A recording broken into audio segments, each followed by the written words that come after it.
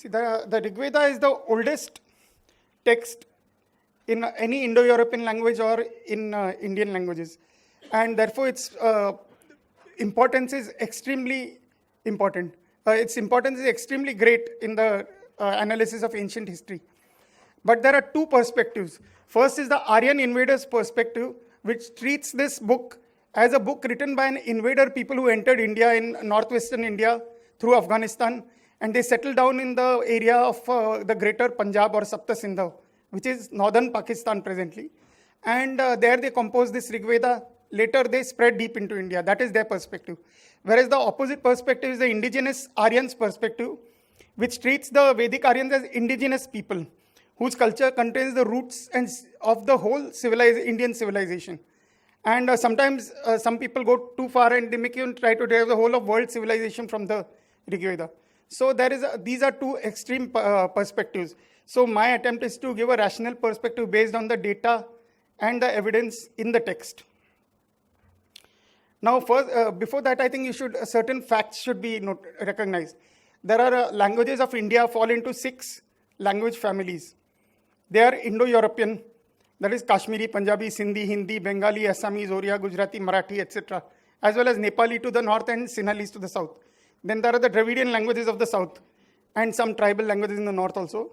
Then there are the Austric languages, Munda, Kulmunda, Khasi, Nicobarese, etc. Then there are the Sino-Tibetan languages in the northeast and in the Himalayas. Then there is Burushaski, a language which is spoken in Pak-occupied Kashmir, in the Hunza and Gilgit areas. And there is Andamanese, which is spoken in the Andaman Islands. Now, there are 19 families of languages in the world, roughly. And 6 of them are found in India. 3 of them are found only in India, that is Burushaski, Andamanese, and Dravidian. So 3 of the 19 families in the world are found only in India.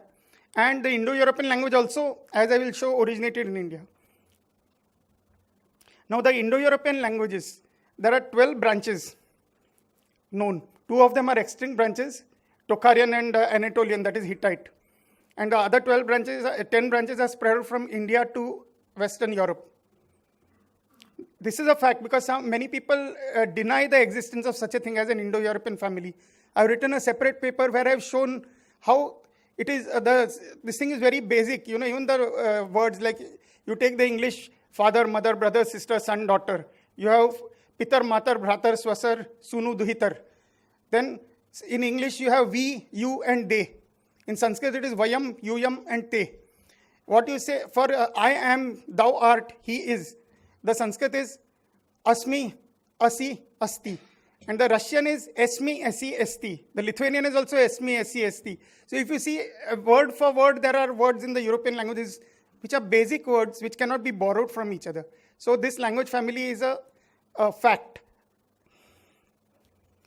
Now,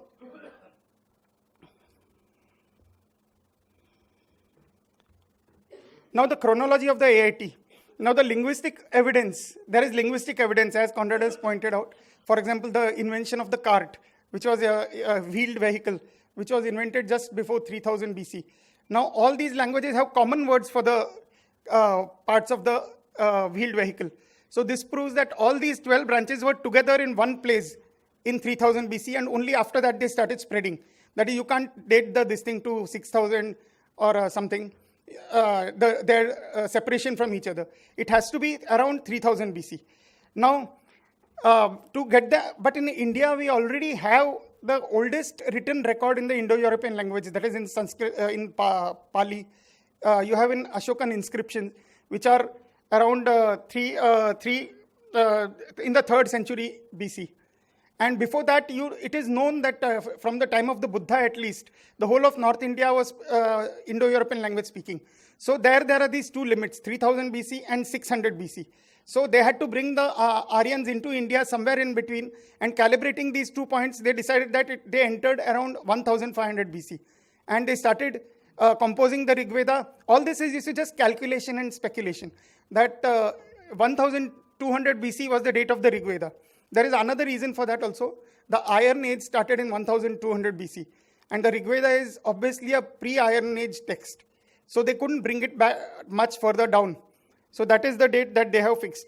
Now, if it can be shown that the Rig Veda is definitely much older, then that completely destroys the whole basis of their this thing, because where will they get the Aryans to come from South Russia to India within a shorter span? Now the Aryan invaders approach has certain basic flaws. Firstly, there is no archaeological or textual inscriptional record of the Proto-Indo-European people or the Rigvedic language or culture anywhere outside India. Nowhere is there any evidence archaeologically or inscription-wise. Secondly, the Rigveda, if it is the text composed by people who came from outside India and conquered the local people, somewhere there should be a reference to those local people. And if those local people were speakers of Dravidian, Austric, or any other non-Indo-European language, somewhere there should be a reference to those, at least one word in those languages. The enemies should have Dravidian names or Austric names or some other unknown language names. But all the names in the Rigveda, there is no non-Indo-European word in the Rigveda as such. Thirdly, the local rivers, and this, as Conrad has also pointed out, is because in Europe to this day, the language names of the rivers which were there 4,000 years ago are still there. Whereas if this is the period when the Aryans had just entered India, how could the rivers of that area already be having Indo-Aryan or Indo-European names? So this is one more big flaw in the argument. And finally, their attempt to crush the whole Aryan invasion story, they came from Russia, they left Russia somewhere around 3000 BC. Then they settled down in Central Asia, where they evolved a common culture with the Iranians. And after that, they entered India and completely forgot all about their external history. And then they composed the Rigveda around 1200. So that this whole thing is a very unrealistic scenario. Now, those who oppose them, the indigenous Aryans, those who say, no, Aryans didn't come from outside, they were indigenous. Their arguments also suffer from two very big flaws. First is they firmly reject the Indo-European language family itself. And they say that this thing, that there are these 12 branches, all of them came from one Proto-Indo-European, all this is wrong. Vedic language is the original. And they even try to derive the other languages of India, Dravidian and all, directly from the Vedic language. This is a flaw because it makes their case weak. It does not give them any way to explain the thing. Secondly, it also firmly ignores the geographical data in the Rigveda. All the geographical data in the Rigveda is restricted to the area from western UP and Haryana in the east to southern and eastern Afghanistan in the west. So the whole of, Narmada, Godavari, most of the parts of even northern India are totally missing. The easternmost parts are western UP and Haryana. So this geographical data shows that the Vedic Aryans were living in this area. But then what about the rest of northern India? There were other people living in that area. So if you accept that all the languages of northern India came from the Vedic language, then somehow you are indirectly supporting the Aryan invasion theory that these people from that small area, they spread over the whole of northern India, which was not Aryan at that time, because their languages are presently derived from this language. So whatever their languages were, they abandoned them and adopted this Vedic language or its derivatives. That is what this indigenous Aryans approach also indicates. Now, my talk will cover 5 issues. First is the exact identity of the Vedic Aryans. Who were they? Means, in the theory, they are just some nameless, faceless people, like Huns or something. Even the Huns had names of kings and all who were leading invasions into different places. Mongols had Genghis Khan or someone. But Aryans, who were the invaders? Who was the king? Who were the people who actually invaded? It's totally faceless and nameless. Just Aryans. Aryans came India somewhere in the past, unrecorded. Second is the actual date of the Rigveda. What is the actual date of the Rigveda? Do we have any means to find it out? Because see, before the Ashoka pillars, there is nothing in India which can be dated by scientific means. There are the Indus Valley inscriptions, but it is not known what language they are. Although obviously logic shows that it is an Indo-European language, some kind of Indo-Aryan, but it is not proved. So they are free to speculate anything before that period. Third is the geographical evidence of the data in the text. Now the fact is, as I pointed out, that the Rigveda is restricted only to the certain area from Haryana to Afghanistan. Now, so according to them, the Aryans came from outside India and settled in that area when they composed the Rigveda. Now, the area of the Yajurveda is centered in Uttar Pradesh, and the area of the Atharva Veda extends right up to Bihar and Bengal. So this, according to them, shows the movement of the Aryans from the west into east. And another thing they point out is that all the rivers of Afghanistan which flow into the Indus are mentioned in detail. There are about 15, 20 rivers which are mentioned. And in the east, only the Ganga is mentioned twice, once in the river hymn, where all the rivers are mentioned. And Yamuna is mentioned 2-3 times. And none of the other rivers of the east are mentioned. So that also, according to them, shows a west to east movement. And finally, the nature of the spread of the Vedic religion in India. The history of the immigration of the other Indo-European branches. Now, it is a fact that there are 12 branches of Indo-European languages. It is a linguistic fact. So, if there is no recorded evidence of them coming into India from some other Indo-European homeland.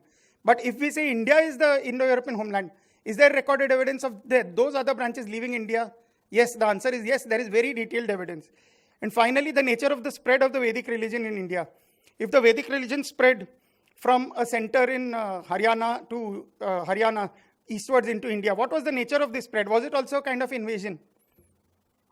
So first is the exact identity of the Vedic Aryans. Now, according to the Puranas begin with Manu Vaivasvata, a mythical king who had 10 sons. And all the people of North India are supposed to be descended, or at least India or North India, that depends on how you look at it, are all descended from Manu. Now, those 10 sons, the Puranas don't give details about the activities of 8 of these sons. They only concentrate on 2 sons, Ikshvaku and Ida. And the descendants of Ikshvaku are called the Surya Vanshis, or the solar race, and the descendants of Ida are called the lunar race. Then within the descendants of Ida, the lunar race, there are 5 main tribes or peoples that are mentioned: the Puru, Anu, Druhu, Yadu, and Turvasu. Now, these are the only ones on whom the Rigveda concentrates. So, 8 of those Manu's tribals are not known. However, according to the Aryan invasion theory, as well as the indigenous Aryans theory, if the Vedic people were the original, then all these Puranic tribes are descendants of the Vedic people. So, let us see what the evidence shows. Now, the Puranas actually give us the locations of these tribes in their descriptions. Where were these tribes staying? The Ikshvakus were living in ancient eastern Uttar Pradesh and Bihar. The Puru were living in Haryana and western UP.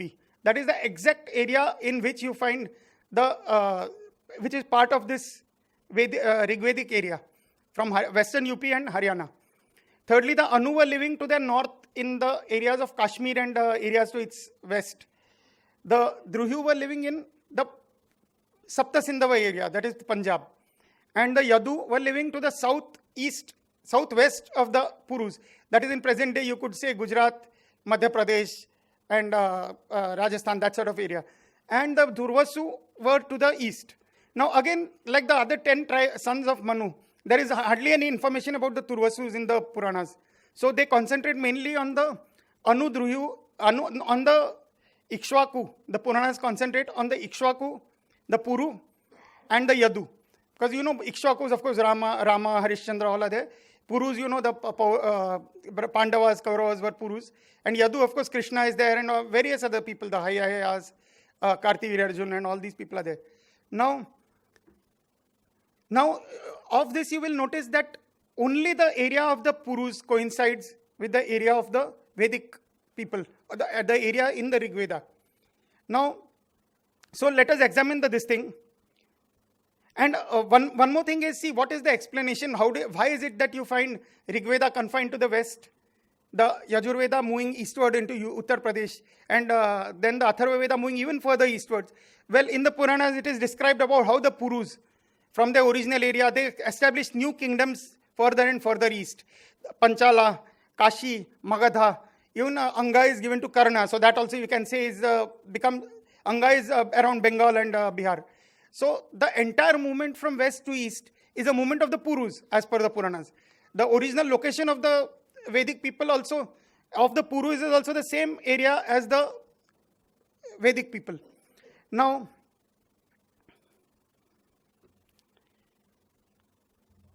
let us see what is the evidence in the Rigveda, because see, the Puranas are very much full of interpolation, so you can only take some basic facts from them. For example, they even talk about Greeks and Romans and other such things, which were obviously later interpolations. The Puranas were interpolated and changed and redacted so many times, but the Rigveda has been kept alive. Even the Western scholars, even Michael Witzel, I always quote his quotations where he has said that it is like a tape recording or an inscription. Although it is not written, it was kept alive like an inscription without changing a word or a syllable or even a tone.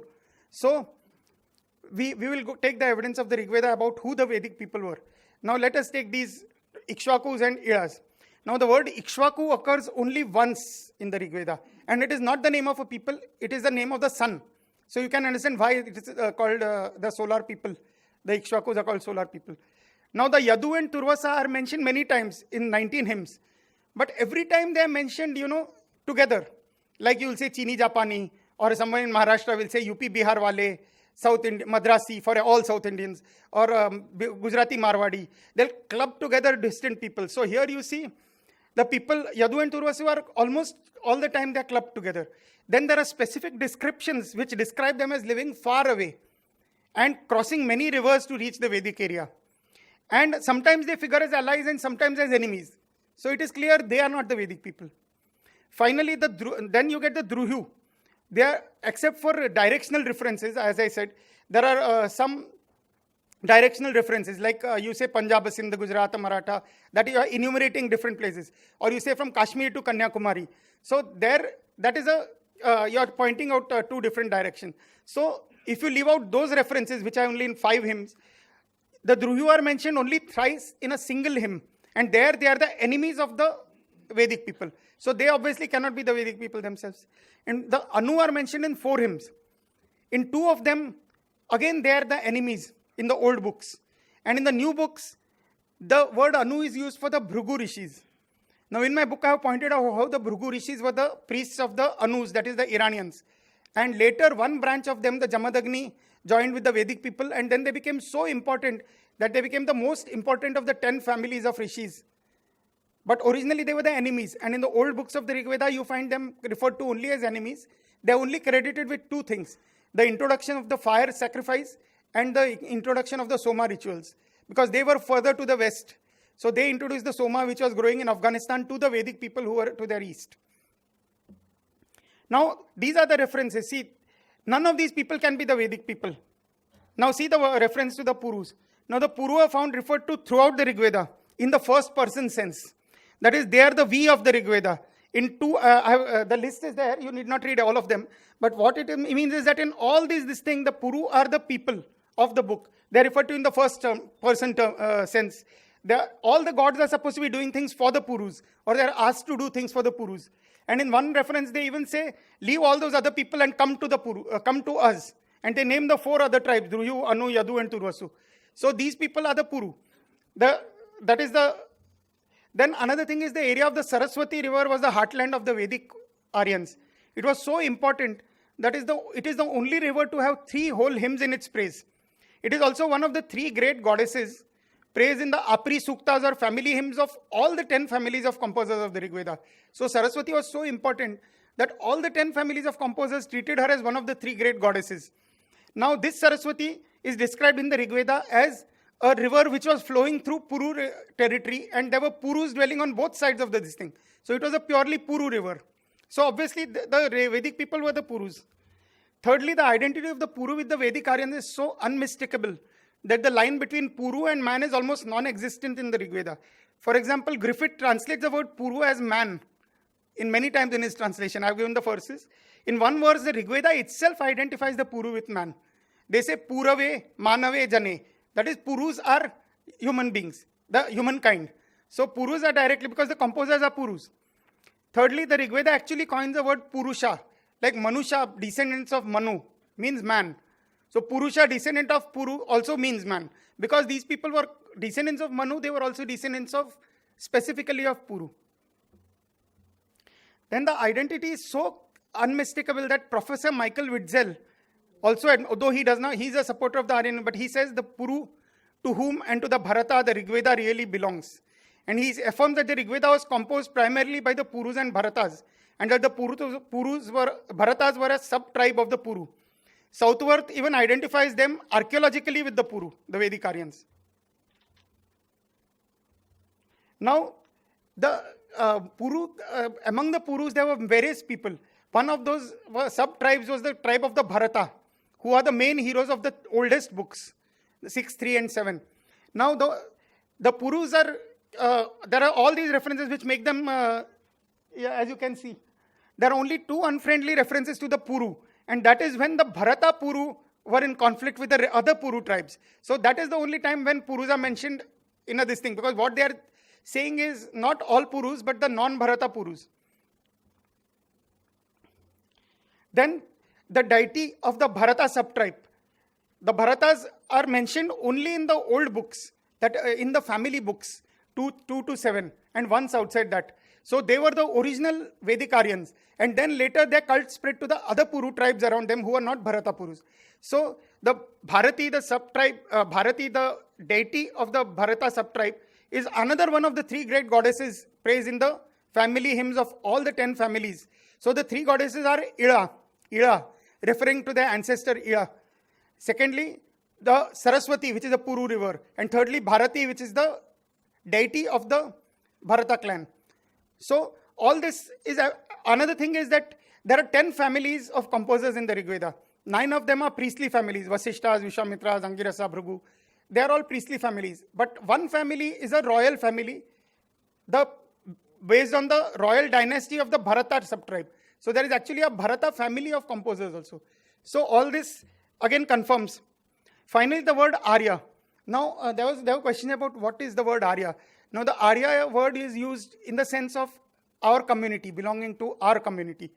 So, all as Conrad has pointed out, each people call themselves Arya and the others not Arya. Now, there is an example like that, a modern example I can give in our Saraswats. There are 3-4 communities of Saraswats in the south. I am a Chitrapur Saraswat, there's someone else is a Gaud Saraswat. Now, formally, we have a word Amchigalo, which means belonging to our community. So formally, I would call some Chitrapur Saraswat Amchigalo, means a Chitrapur Saraswat would call another Chitrapur Saraswat Amchigalo, but not a GSB. And a GSB would call another GSB Amchigalo, but not a Chitrapur Saraswat. So now, of course, we call each other also Amchigalo. So that is the way in which that word was used. The Iranians called themselves Arya, but they called their enemies the Turya, that is the Vedic Aryans. And the Vedic people called themselves Arya, and they called their enemies the Dasa.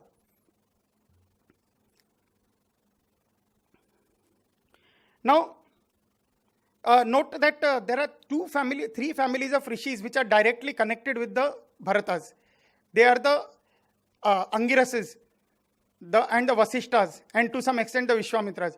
Now, out of 34 times that the word Arya is used in the Rig Veda, 31 times it is used by the Bharatas, Vishwamitras, Vasishtas, and Angirasas only. And the other 3 references are by neutral tribes, neutral rishis belonging to other families like Kanvas. But even the Kanvas use the word Bharata, Arya only for Divodasa, who is a Bharata king. They don't use it for the other tribes or any other kings who are not Bharatas or Purus. Now, another thing is that Arya, the Vedic people call themselves Arya. But in 9 hymns, they also refer to enemy Aryas. They say, let us defeat our enemies, whether they are Arya or Dasa. So that means they were fighting with the other Purus. So again, it is obvious that the people who are fighting with other Purus are the Bharatas themselves. Because of these references, there are 9 hymns which refer to both Arya and Dasa enemies. And all of them are by Bharatas, Angirasas, and Vasishtas. Another thing is that Vishwamitra was the priest of Sudas, a Bharata king. And when he describes the battle of the Bharatas, the conquest, he says the Bharatas, when they are fighting with their enemies, don't see whether they are kinsmen or non-kinsmen. So all these references are to Bharatas who are fighting with other kinsmen, that is other Purus, and non-kinsmen, that is the other tribes. Now note that there are only 19 hymns in the Rig Veda out of 1028 which are by Bharatas. Only 19 hymns are by Bharata composers. But 3 out of 34 hymns which talk of Arya enemies. No, 2 out of 9 hymns which talk about Arya and Dasa enemies. 2 out of 9 are by Bharatas. 1 out of 7 which refer to Jami and Ajami enemies are also by Bharatas. And the only hymn which refers to Sanabi and Nishti enemies is also by Bharata. So again, it is clear that the people of this book, that is the Vedic Aryans, are the Bharatas, and they are Purus. And then other Purus are also accepted as being related to them, and then but the other tribes are not. Now we come to the actual date of the Rig Veda. Now the Rig Veda is, believed to be dated at 1500. Now I have already explained the compulsions of the why this date is made. Now the reason they are able to do this is because there is nothing recorded older than the Ashoka pillars. But the thing is that at the beginning of the 20th century, they discovered the Mitanni inscriptions in West Asia, which are dated to around 1500 BC. The Mitanni kings were ruling Syria and Iraq, and the names of their kings were Sanskrit Vedic names. Now, if they had were just entering India at that time in 1500 BC, how could they already be ruling in Syria and Iraq? So then these people had to change their theory. They said that when the Aryans were entering India, they were in Afghanistan. And when they entered India, one section of them went to the west and they became the Mitanni of West Asia, whereas the Vedic Aryans composed the Rig Veda here. Now, if this is true, then whatever is common data among the Mitanni and the Rig Veda, you should find them in the oldest part of the Rig Veda. This is the main key to the dating of the Rig Veda. Because see, in India, you don't find any datable material. But in the Mitanni inscriptions, you find a datable material which is 1500 BC. And if you see the common Vedic and Mitanni elements, now there are 10 books of the Rig Veda, 1 to 10. Now all Western scholars, I admit, have classified them into 5 old books and 5 new books. Now the 5 old books are 2, 3, 4, 6, 7. I won't go into the details. And the 5 new books are 1, 5, 8, 9, and 10. Now within the old books, there are some hymns which have been edited or changed later during the composition of the new books. Now the total number of hymns I have given, 280 hymns and 2351 verses are old hymns in the old books. 62 hymns and 890 verses are redacted hymns in the old books. And 686 hymns and 7311 verses are in the new books, new hymns. Now, if the classification of Mitanni as pre-Rig Vedic is correct, see, the Mitanni people were with the Vedic people in Afghanistan according to the theory, and then they separated. So whatever common elements you find should be found in the oldest books, that they should be found in the old books. Now here is the actual picture. See, the common Rig Vedic name elements are names having these prefixes and suffixes, and also the word money. This is the only common element in the Mitanni and the Rig Vedic, this thing which can be dated. Now, see, in the 5 old books, there is not a single hymn. If you see the details, not a single hymn has a composer with this kind of name. And in the redacted hymns also, there is not a single hymn. Whereas in the new hymns, there are 108 hymns which have, that is what I said, the difference between 0 and a large mass of evidence. Here you see again, now within the hymns, there are kings are named, people are named, the word money occurs. In the old books, it is absolutely 0. In the redacted hymns, 2 hymns and 2 verses, which obviously were edited afterwards. And in the new hymns, 78 hymns and 128 verses. Now this, now not only the Mitanni, even the Iranians are supposed to have separated from the Vedic people in Afghanistan. So they also should share the common elements, and they also should be found in the old books. Now there is plenty of more material. If you see a large number of names, many words and various other things, even meters. Now see where they occur in the Rig Veda. Now the total number of hymns, if you just compare the total number of hymns and compare in the old hymns, see, 0, 0, 0 everywhere. Whereas here you find 309 hymns and 3,389 verses in the new books, which have all these elements. Whereas in the, similarly, elements within the hymns, within the names of the composers and the common meters, everywhere you see that the old hymns, there is no connection at all. Now I'm just giving the old hymns versus new hymns. We'll just remove the redacted hymns. Now you see total are 280 and 2351, 686 and 7311. So there is a proportion, maybe double. But if you look down, you'll see 0, 0, 309, 3389, 0, 0, 225, 234, and 0, 0, 50 and 255. What this means is that the Vedic and Mitanni people were not together in a pre-Vedic era, pre-Rig Vedic era. They were together in the period of the new books. That is when all these common names, common words, common elements, common meters evolved.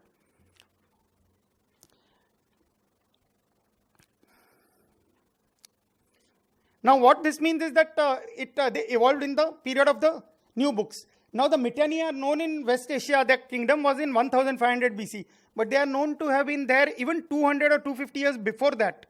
And now if they were there 1750 BC in West Asia, and they must have obviously gone from the area of the Rig Veda, because you see, this culture evolved in the period of the new books. And the old books are also in the same area, which do not have this culture. Which means that at the time of the old books, these people were in India. In the time of the new books, they migrated from India to West Asia. Now, if you say that even in 1800 BC, the Mitanni people have already forgotten their Sanskrit language. Only the names of the kings are Vedic, whereas they are speaking the local language. So that means they must have come there at least 200, 300 years before that, in at least around 2000 BC. So they must have migrated from this Rigvedic area, that is Afghanistan to Haryana. They must have migrated somewhere in the second half of the third millennium, that is after 2500 BC or so. And so that means that the new culture, the common words which you find, those evolved after 2500 BC. And that means that the new old books of the Rig Veda, in which this culture is totally missing, that goes further, much further back, almost up to 3000 BC. And there is another proof. You know, certain inventions which take place, for example, certain inventions which take place, they can date this thing. Now, spoked wheels, like wheeled vehicles were there right from the beginning of the Rig Veda, but the spoked wheels were invented around 2200 BC. Now you find all these references to the spoked wheels are found only in the new books, which shows that the old books go back far beyond 2500 BC. Now what is the implication of this date? It means that the Rig Veda was composed in this area, UP to Afghanistan, right from 3000 BC. And this is the area of the Harappan civilization. So, and they don't refer to any other people living in that area at that time. So it is obvious that automatically, because this date cannot be challenged, this when you compare it like this with the Mitanni data, you automatically arrive at 3000 BC as the minimum date for the old books. Now, this is the area of the Harappan civilization. So that means that they were same as the Vedic people. And secondly, as per the linguistic evidence, all the 12 branches of Vedic people of Indo-European branches, all the 12 branches were together in the homeland. Now, if the Vedic people were here, that obviously means that the other 11 branches were also there. Now, as there is no time, there are other sections in which I show that the Anu and Druhu tribes are the ancestors of the 11 branches. There is extremely detailed evidence for that. As there is no time, I'll go through that. It is there in my paper as well as on my PowerPoint program. And then the history of these migration of these people is there in great detail. And another thing is that the old books are completely located inside. I'll just show that one graph.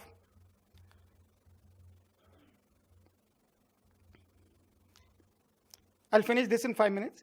See, the geographical data in the Rig Veda can be divided into 3 areas. One is the Saraswati River and areas to its east, Haryana and Uttar Pradesh. Secondly is to the west of the Indus. That is the western area. And the central area is between these 2 rivers. Now see, the eastern data, except rivers, is found throughout the Rig Veda. But the western data, except rivers, is not found at all in the old hymns. It's only found in the new hymns. Now the rivers are found, all the eastern rivers are also found distributed throughout the Rig Veda. But the western rivers are found in the old books only in book 4. And that is part of the history of the migration of the Vedic people from to the expansion to Afghanistan. And now here is this chart which shows, see, book 6 mentions the rivers only which are to the east of the Saraswati, that line being Saraswati. Then the next book describes the conquests of Sudas, which made him cross these 2 first rivers from the east. The next thing is that he's fighting a battle on the 3rd river. And his enemies are called the people of the 4th river, which means they are fighting from west. So if you just keep those mandalas, the books of the Rig Veda in their order, you see this movement through the rivers, how they're in the east to begin with, and then they move to the west. So that is so far as the geography is concerned. And as I said, the Anu-Druhu movement is there in detail. I cannot give it right now. Now I'll just end with the perspective. What about the nature of the spread of Vedic, just 2-3 minutes. Yeah. Now, people, when they try to derive everything from the Vedic, then certain things become post-Vedic. Like the Upanishads are post-Vedic. What do you see in the Vedas? You see that religion consists basically of two things. One, the composition and recitation of hymns. And secondly, the fire ritual, yajna. Soma is something which temporarily came from the West and then it disappeared. But composition of hymns and fire rituals are the main thing. You find that same thing in the Iranian religion, the Parsi religion. There also composition of hymns in the Avesta and the worship of fire. If you see the Celtic religion of Ireland, there also you find that they composed hymns which the priests had to memorize, and they also worship fire. Recently, the Lithuanians have revived their ancient religion, where also you find composition of hymns, chanting of hymns, and fire. So this was the religion of the Puru, Anu, and Druhu people. But now what about other things that you find in Hinduism? Idol worship is not there in the Rig Veda. Philosophical speculations are not there in the Rig Veda. Now all these things, if you go by the Aryan invasion theory or even the Vedic origin theory of the indigenous Aryans, then all these things become later developments. But that is a wrong perspective. That way we should understand that as the Vedic religion spread all over India, what it did was it incorporated the religious elements from all the different parts of the country. And those elements are not later elements. They were as old as the Vedic elements. Only thing they entered, like when the Europeans went to America entered into their books at that period, but it already existed long before. So you see, Jainism, for example, has a theory of so many Tirthankaras who came before Mahavir. So you can't date that religion from 600 BC, the time of Mahavir. It must have gone back into Vedic times, but it was in the east, in Bihar. Now you see, the original Puri religion, it took over all the local deities of the whole country, and it took over the philosophies of the east. In Bihar and eastern UP, they were all philosophical elements. You see, for example, the Upanishads, they are composed in the courts of Janaka, who was a Ikshvaku king.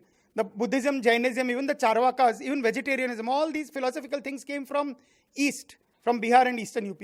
Then below, in the south, further east were the Tantric rites in Bengal, and which have also become a part of Hinduism. Then in the south and the central India were idol worship and temple culture, which have become the central feature of Hinduism today. So Hinduism has, incorporated all these elements, which are not Vedic elements, but they are Indian elements, and Hinduism is an all-India, pan-Indian religion. A true example of unity in diversity. And once we take this perspective, then we will be able to answer all the historical questions. Thank you. I'll end it at this.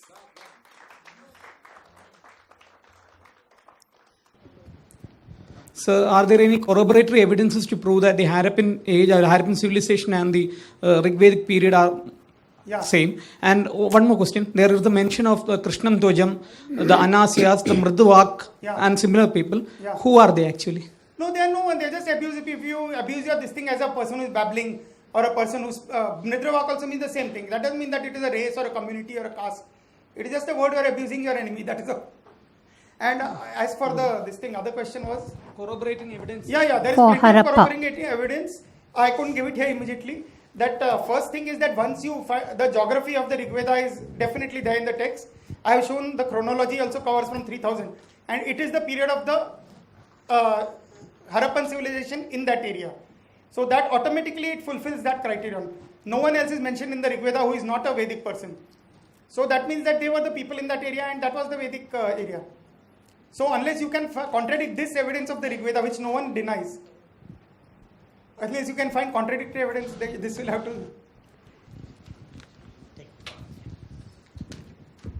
So thank you for the paper. It might be a very simple question, but I just wanted to know, what are the basic parameters on which we divide the old and the new books? Yeah, there are many ones. And this has been done by Western scholars. Western Indologists have divided. You see, the books 2 to 7 are called family books. In that, the hymns are arranged in a particular manner. The way in which the rishis' names are given are in a particular way. And then 1, 8, 9, 10 are called non-family books. Because they are not belonging to one particular family. They are spread out in between different families. Even this thing and the language. Linguistically also, the old Rig Veda has a different language. The new Rig Veda has a distinctly different language. I'll just give one example. Please, go ahead. One example of a word, only one word. What is the word you will use for night in Sanskrit? Ratri. And that is the word which everyone uses, that everyone knows. But do you know this word occurs only in the new books, in the latest parts of the new book. And it is not found anywhere outside India, that in any of the other branches. It is found, later it becomes the main word, and even when, say, for example, Telugu and Kannada have borrowed that word, they also use the word Ratri. You will find it in Southeast Asian languages also, the word Ratri is used. It is the commonest word. But in the Rig Veda, there are two words which are found throughout the Rig Veda, that is Nakht and Kshap. Now the word Kshap is not found in any other branch except Iranian. So there you see, you go one step back into the Indo-Iranian age, when the Iranians remained here, all the others had left. And in Iranian, the word is also Kshap for night, which has become Shab in Persian, and it is used in Urdu. Shab, you must be Shabbak Khair or Shabnam, which means night dew. So that word Shab is there in the Rig Veda as Kshap. And thirdly, the commonest word is Nakht, which is found throughout all the 12 branches, night, noctus. In all the 12 branches, 11 branches except Iranian, you find this word Nakht. So that word is now, no one who uses the word Nakht for night in Sanskrit or in any Indian language. So you see, that was the oldest stage which is found in the old books. This, I'm just giving one example of one word. But linguists have found out all kinds of grammatical things, phonological things, and vocabulary items which distinguish the old and new books. There are many other, in my books I have given different criteria by which I have reached the same conclusion. Thank you for this elaborative, detailed, evidential thing. Although I like to know more details about it, my question is slightly, I'm intrigued by this. Like, is it only Bharatas who are writing with the sense we? Then what are the rest of them doing? The other people, if Rig Veda or the Vedas belong to these, then aren't the other people writing anything, any other literature, or what do we have for them? Start writing things simultaneously, things start in one. And in fact, that is the reason now English people spread all over then they started writing about Red Indians and Australians and Australian Aboriginals and other. They didn't have their own writing system. So that is why, as the Vedic culture spread, because they had a well-organized religion, they were part of an advanced civilization, the Harappan. And then their religious texts were also couched in a very highly developed language. So it became the vehicle for the whole of India, in which idol worship also was expressed through Sanskrit. Even Buddhism and Jainism, which people try to say are rebellions, they were also couched in Sanskrit. So Sanskrit became the all India language for everything and influenced everything. As Dr. Nagaswamy has shown, it is the inspiration behind the oldest Tamil texts also. Although Tamil didn't come from this thing, they had their own culture. And what I want to say is that there were cultures all over India at that time, but they were different from this Harappan culture, which had cities and which had this system of Vedic composition and all that. Yeah. So will it be fine to say that Bharatas were the most advanced amongst these people? No, it is not in terms of literature. Yeah. In terms of literature, because I think language and thought are interconnected. Yeah. So in thoughts thought that express in the language, right? And so also the rest of the cultural aspects. Yeah, because you see, that is the place where you have the oldest cities, the Harappan cities, and they were Vedic people, as I pointed out. So there, they had that system where they wrote, but those were symbols. They expressed few words. They didn't have long texts in the Harappan language. So the actual long texts were kept alive orally, as the Rig Veda has been kept alive. Sure, I think I'll get back to you for more details later. Thank you. Can I just end with this one question? Yeah. Harappan civilization was so urban, but Rig Vedas, at least the old family books, are not urban at all. What do you have to say? No, this is wrong, because before this Harappan cities were discovered, there are scholars whom I have quoted in my book who have said it is wrong to say that it is urban. It reflects a civilization where there were well-fed priests in a urban setting. But then they were writing in their ashramas or in this thing. And there are references to halls with 1,000 pillars, which may not have existed, but that means they knew about such things. And another thing is that it is not an urban city. They were not sitting in the palace and composing hymns to the king. They were sitting in the ashrams in the forest and composing. So that is the culture you will see there. But the very fact that it fits the same area as in the same period, and there is no evidence of any other people in that area in those books, that shows that it is until something contradictory can be shown. It proves that they were the same people. Thank you. Thank you very much. Let's give Dr. Talageri a big hand.